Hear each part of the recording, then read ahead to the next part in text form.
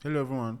Today we are going to talk about something that forms the backbone of a web page, HTML. But before we dive in, let's break it down for beginners. HTML stands for Hypertext Markup Language, but you can think of it as the language that websites speak. It's like the foundation upon which web pages are built. Imagine a web page is like a book. Just as a book has chapters, heading, paragraphs, and pictures, a web page has elements too. These elements are like building blocks, and HTML is what we use to create them. HTML uses tags to define these elements. Tags are like labels that tells the browser how to display different parts of a web page. For example, H1 tag is used to create a top level heading, while the P tag is for paragraphs and the image tag is for images.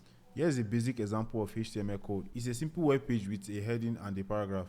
This HTML code tells the browser that we have a title, a heading, and the paragraph to display. When we load this code in a web browser, it transforms into a real interactive web page. So, to sum it up, HTML is the language used to structure and create web pages. It's all about using tags to define the different parts of a page, from headings to paragraphs to image. And don't worry if this seems a bit overwhelming right now. Learning HTML is like learning a new language, and we will take it one step at a time. Stay tuned for more HTML basics. Thank you for watching, and remember, we were all once a beginner.